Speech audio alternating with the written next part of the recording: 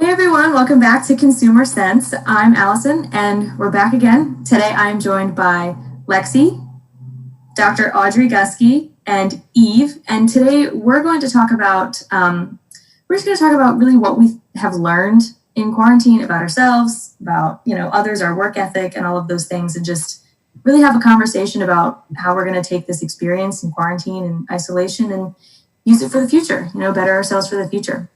So first, I'm going to pass it over to Lexi, and I would say, what are the top 3 things you think you've learned about yourself, about others during this time in quarantine, and how it could affect your future?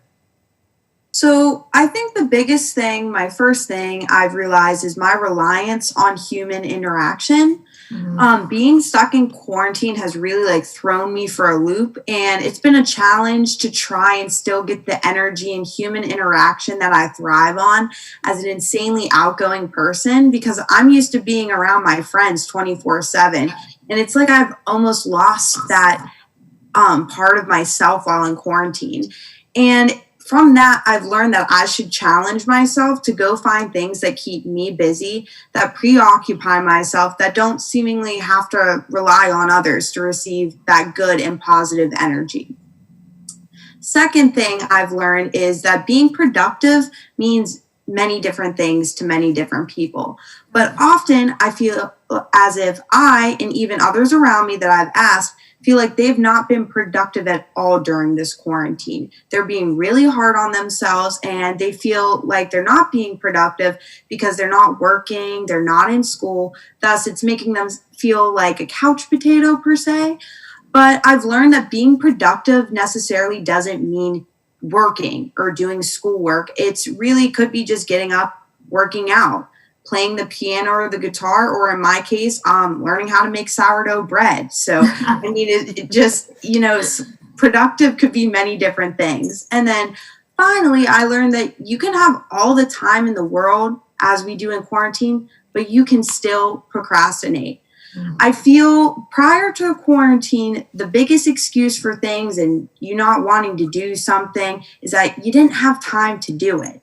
But now we have all this time in the world to be productive. We can't go out anywhere. We're still at home. So there's really no other excuse than yourself. You're putting yourself down. So I've learned that you have to find this energy and motivation within yourself to get things done.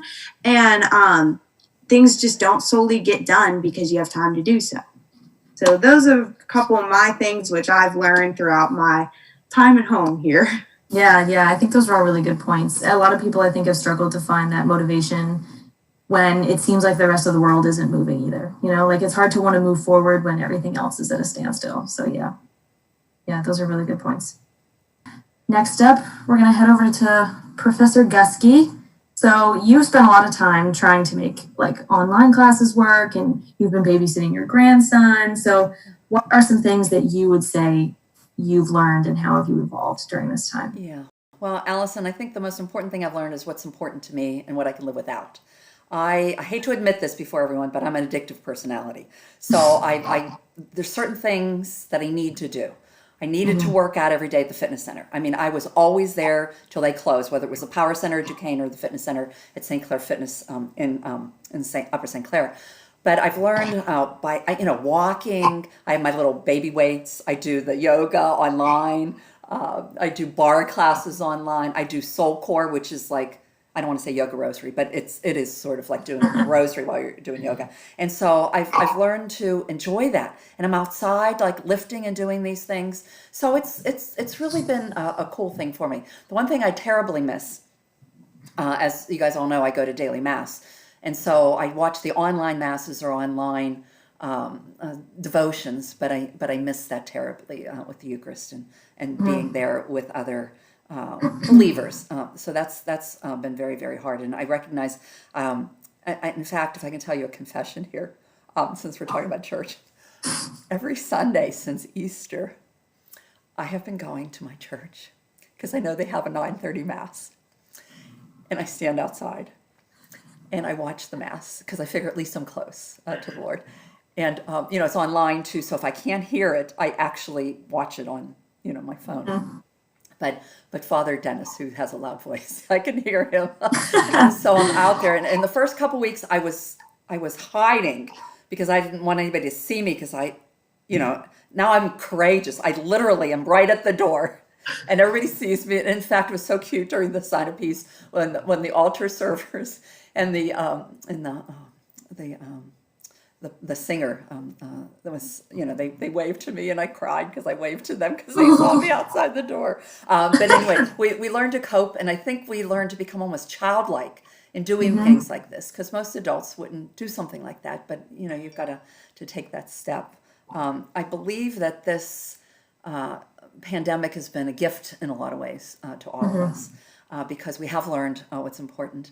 And we have been given opportunities. Like you said, Alyson, I'm able to be with Blake almost every day, and it wouldn't be otherwise. And it's been just a gift. I know family members who have turned back to their religion, to our faith, which is also a gift for all of us. So that's a great thing. I believe it's been a journey, and I've been trying to keep a journal of the journey. So I would recommend that to everyone if you haven't started it. That's a good idea. Because it's still fresh in your mind. And I had hoped to do it every day, but that didn't happen. But I remember things and, just weird things like we're dreaming. I don't know if you guys are doing this, but I've read that other people too, and my family members, like we're dreaming weird things and remembering our dreams that maybe we didn't because we're just so stressed. And so, you keep a journal of those types of things and your feelings, because maybe not so much for you, but down the road for your children or grandchildren, because this is going to be an epic time in our lives. And it would be nice for all of us to remember that. I almost think like because we've been stripped of everything, it's sort of like being in purgatory. Like the whole world, is the Lord like giving us the plague or something? Trying to have us like wake up and see what's what's really important. But we've all suffered together, and once this is done, we'll all celebrate together. And as Father Joe said at Mass today, we have to be brave, and we have to be out there, and not be afraid, and accept this, and accept our suffering, and not complain. And so I think that's one thing that hopefully I've been trying to do.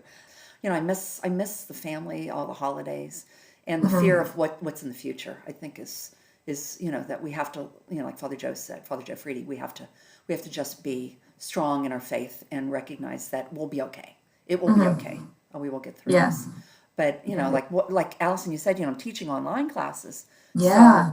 So, we don't know yet what we're doing. And I think the word is that we're going to actually have physical classes. Don't know what they're going to look like, but we will have them. And then it'll be maybe hybrid. So we do some online and some actually in the classroom. But, I miss the interaction. I realize, and for graduation, oh my God, that was so sad. Lexi, we're just like watching online. And it just sometimes, and I hear stories about people, I won't say who it is, but someone from Duquesne, her and her husband had this business, and after 37 years, they have to close it because they weren't surviving. It's so sad. And it just, it was a business that provided audio equipment to venues. Well, there's no venues out there, so and it's just so I think we have to continue to pray. And even though hopefully things are opening up as they are, we're going to have repercussions for a while. And I think the final lesson that we should all learn is we have to be there for each other, because this is going to be a long, long journey. And even though we're doing okay, a lot of people aren't, and we have to be there for them. So. Yeah. I definitely think that the aspect of community has been something that people miss. They're going to be really excited to get back to that. And I think it teaches you to really look at every day as like a new day, because you never know what's going to happen. And I think that's a great way to look at it. It's a great way to, look back on this experience and think about, hey, it wasn't all bad. Like we learned, we evolved. I think that's a really good point. Interesting, really quick off topic that you brought up the dreams. Like you're having. Yeah. Me too. I don't know if anybody else, but I've been having great dreams. I actually, one time I've done this a couple times actually. I will wake up in the middle of the night and I know that I forget my dreams. So I go on my phone and I write them down in my notes. Just, they are random, like mismatched notes, and they don't make any sense when I wake up in the morning, but it's so, I want to remember them so bad and it just doesn't work. don't know. Yeah. But that was interesting. All right, Eve, you're up. So I just have a few points that I have definitely learned since, what week are we in now? Is this 9? Oh my gosh, I've I lost think count. it's 10. 10? Is it 10? Yeah. I heard it's 10. I definitely think, though, that I think maybe because we don't know the end, I feel like it's going quicker. Like, it feels like it was a lot shorter than it really was. At least for me, that's how I'm kind of taking it. But I think it is because we don't know the end. So it's not like we have, a 2 weeks left in this. But going along with that, I know I've definitely enjoyed my time more being outside and even just going places and being in the car. I've definitely enjoyed, like, even just listening to the radio and taking a drive around. And I definitely took that for granted before. My sister actually just got her permit last week because she had a birthday in March, but obviously couldn't take her test. So even with that, like, I'm still lucky enough to be able to have a license and be able to drive around, and she had to wait a while to get it. But the other thing is just spending more time with family. I feel like both the quality and quantity of being with my family has improved just because I'm not rushing around. And, you know, being college students, we're always busy. We always have something to do, somewhere to go. So I think it's just been nice to go from having so much to do 24/7 to just kind of step back and spend time with the important people in our lives. And even just with my whole family being home too, because I know my siblings are always busy and my parents are busy as well, but this is the only time we've all really been inside. So that's definitely been a plus. And lastly, I really learned how to find motivation through all of this. And I know Lexi talked about that too. For me, I always work so much better in the morning. And I realized that sleeping in is the worst thing I could do for myself because I lose all motivation throughout my day. So I found that I need to wake up early and I need to continually exercise and try to stay on the same track that I was before, because it's definitely hard to find what motivates you. And I think it's really different for everybody as well. Keeping a schedule and like making sure that you know, it's a lot of trial and error process, because you are so you're expected to keep doing everything that you're supposed to be doing, you know, while you're at home, and having your own personal schedule and like being very disciplined. I think it's taught a lot of people about discipline, you know? Yeah. And I think organization too. I think it's taught a lot of people to, you know what time it is and like just know when you have to get certain things in by for school and that kind of thing. Yeah, I know I feel like it's been such a big joke as to like, what day is it? Because they all feel the same, you know, like no one knows anymore. It's like Groundhog Day, that movie. Yeah. Keeps repeating itself. Now we're all overachievers and high energy people. But I sometimes think, you know, like it's so easy to become lazy. Not that we are, but it's complacent maybe is the word. And, you know, I'm wondering like when things open up, am I going to really be going to that fitness center like every night? Right. You know, am I going to be, you know, I don't know. I just wonder, and it's not just me, it's for all of society. You know, you wonder, like, how are we going to react as a group of people, as a culture, when we become accustomed to this? And I know we talked about retail on the last segment, but, I mean, people's shopping habits are different. I don't think we're ever going to go back to the way we were again. And so, you know, a lot of things have changed for the good and just changed. And so, you know, we'll see. It'll be interesting. It'd be an interesting psychological study or like a case study in strategic marketing to like look at. Like, I think it'd be interesting to see how people's screen time has changed on their phone, because I know for me, I've spent so much time on my phone and I really don't want to. And it's just, I do because I have all this time and nowhere to go. Just there. So I think that's interesting because it's kind of connected with, you know, not being productive or motivated, because I'll just go on YouTube or Netflix and watch endless videos and movies. So yeah, and your phone always alerts you to how you're doing with your screen time. Like it was up compared to last week, and it's like, oh great, thanks. This how for me is I always have my phone on do not disturb. It keeps me productive throughout the day. So even if I'm getting messages in that, they'll come through, but I won't see them. My phone calls, if they're on my favorites, you get declined. So I can get stuff done. That's just the way it is. So that's a good idea. That's a really good idea. Yeah. I was just going to mention how it was interesting you brought up the idea of like, am I going to want to go back, you know, and work out every day? I think quarantine has really broken a lot of people's habits, and it's wondering like, it takes a while to rebuild a habit. Like people are going to have to go through that all over again. So it's definitely going to be interesting. Yeah. And a lot of things that had momentum, like there was different organizations at Duquesne that we were trying to start, like Students for Life, and we're, are we going to lose that momentum? And it's for everything that I mean, it's just all kinds of activities and groups. You look at the youth and their athletic, their sports teams, like baseball teams, basketball teams, the kids, whether they're 4 years old, whether they're 20 years old in college, like what's that going to do? And a lot of studies have shown that for kids, they need the socialization. And so, if we open it up soon, as hopefully we are, and open it up quickly, but one of my fears is that, like, and once again, a confession. I mean, this was dramatic. This was very dramatic, this closure, this quarantine. And and a lot of the things that I've been reading lately, you don't quarantine healthy people, you quarantine the sick people. Right. And so, because we've done this, like how have we've destroyed our economic situation? What about society, culture? So what is that going to mean down the road, like to American culture? Yeah. I mean, I think the biggest thing you can hope is that it's like they take it as a learning experience, that they're able to look back on it and see, okay, what did we do that maybe could have been more beneficial if we'd done something else? Like, did we really need to do this? I think that's probably the best outcome and it's the best outcome of every situation, whether it's good or bad, you learn from it. You take what you did and it's like a cause and effect sort of thing, Yeah, but is it too late to have learned? If we've destroyed our economy, I'm not an economist, and none of us are numbers people. But the job employment rate was the highest it's ever been, and I'm guessing this number, maybe 13 years, and now it's down at depression level numbers. Yeah. So it's going to be. I mean, you just don't turn on the faucet or spigot, as we say in Pittsburgh. And it's interesting.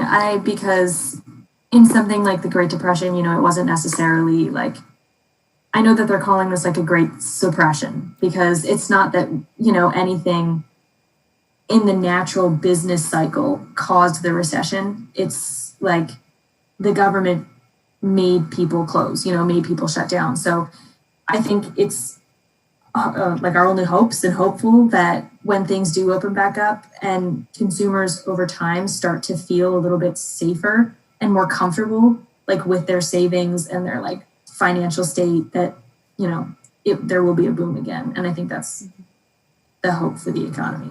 Yeah. I think you're right. That's what I would predict too. Lastly, for things, I guess, that I've learned throughout quarantine, I'll say first thing is that I've discovered that I don't do well with downtime. I really enjoy being productive and I like having things to do.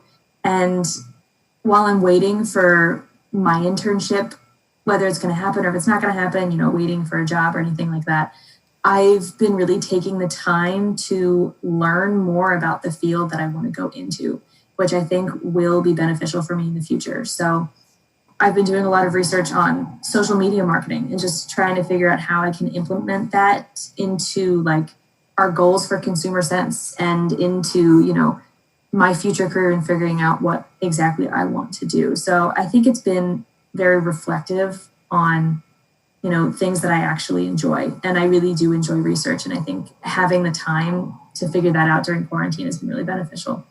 So that's definitely one of the things that I would say I've learned is don't like downtime, but I've been using it to try to better myself in the future. I've also been working on like the behind the scenes of opening my Etsy shop with my older sister, which is something that I've been talking about like for years. I love like making things and I've had all this time to do so. And it's one of those goals where like it was never really the right time. And I feel like this time I've had time to do it and I've been working on it and like trying to get it up by the end of the summer. And I'm excited because it gives me, it's another goal that I can look forward to, something that I can plan for the future and hopefully check that off my list. So I've been working on that during this time. I mentioned, this is my third point, in our last video, how I probably, Dr. G, you mentioned about like the gym memberships and things like that, how I probably won't be getting my gym membership, or I'll be canceling my gym membership again, because I feel like I've found things that I actually enjoy doing at home and I feel better about it. And even outside, like running outside, taking walks outside, like I've really enjoyed that. I haven't missed, like, I used to weight train and stuff like that. I don't miss that at all. Like, nope. I really enjoy actually like moving in ways that I think are fun. And that's another way that I think is just so much more motivational for me. Like if I actually look forward to it and I actually want to do it, then I feel better about it, rather than like dragging myself to the gym and doing weights for like 30 minutes. That's not fun. I don't want to do that anymore. And then the fourth thing I think is I have actually started playing the piano again. And it's something that was like, I took lessons for a long time and I didn't really enjoy it while I was taking, I mean, I enjoyed it while I was taking lessons, but I feel like every time I got to the lesson, it was like kind of stressful. I was like, oh my gosh, did I practice what I was supposed to this week? Like I was so stressed out taking lessons. And now that I'm doing it like on my own time and I'm choosing songs that I actually want to play, I've sort of like refound that love for things that I might have missed out on before. So I think overall it's really just been very reflective on, you know, my work ethic and things, you know, how productive I am and that I like to be productive, but also recognizing that downtime is okay and taking the time to do things that I actually enjoy is also okay. So I feel like overall for everybody, it's been very reflective, you know. Yeah.